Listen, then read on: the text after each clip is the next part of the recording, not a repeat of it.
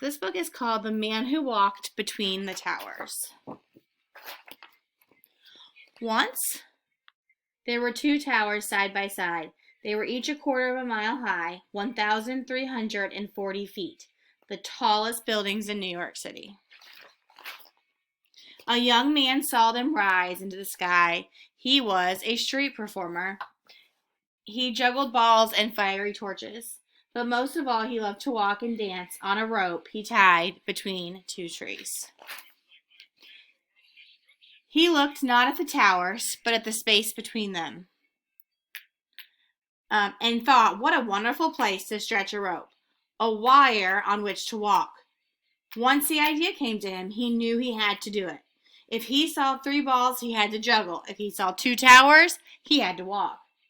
Hadn't he danced on a wire between the steeples of Notre Dame Cathedral above his amazed home city, Paris? Why not here, between these two towers?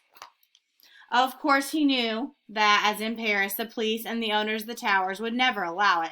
You must be crazy, they'd say. You'll fall for sure. And so Felipe, that was the young man's name, began a plan to do it secretly.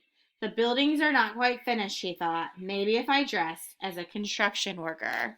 Early on, an August evening, he had a friend entered the South Tower.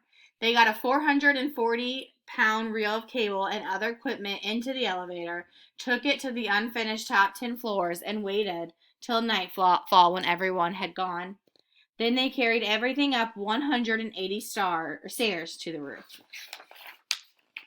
At midnight, on the tower's roof, two more friends tied a thin, strong line to an arrow and shot it across to Felipe 140 feet. It missed and landed on the ledge 15 feet below the roof. Bad luck, thought Felipe. He crawled down the ledge over the sparkling city and got the arrow. To its line, he tied a stronger line, which his friends pulled back to their tower. To his end of the stronger line, Felipe tied the cable on which he would walk.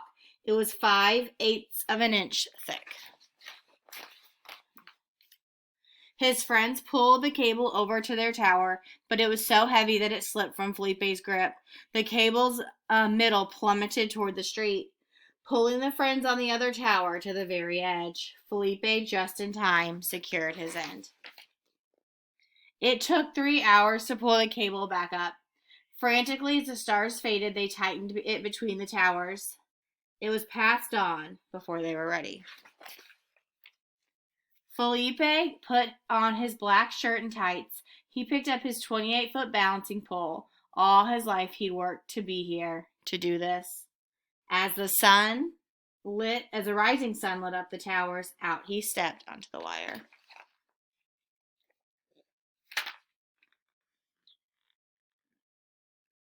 Out to the very middle as he walked as if he were walking on the air itself. Many winds whirled up from between the towers, and he swayed with them. He could feel the towers breathing. He was not afraid. He felt alone and happy and absolutely free. A woman coming from the subway might have been the first to see him. Look, someone walking on a wire between the towers. Everyone stopped and looked up. They gasped and stared. It was astonishing. It was terrifying and beautiful. A quarter of a mile up in the sky, someone was dancing. Police saw it too. Officers rushed to the roofs of the towers.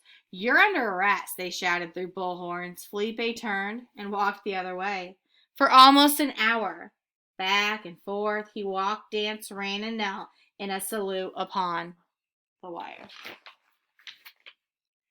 He even lay down to rest. The city and harbor spread beneath him. The sky surrounded him. Seagulls flew under and over. As long as he stayed on the wire, he was free. When he felt completely satisfied, he walked back to the roof and held out his wrists for the handcuffs. They brought him to court. The judge sentenced him to perform in the park for the children of the city. This he did happily, though during his performance, some boys playing on his wire jerked it, and Felipe fell, but caught himself.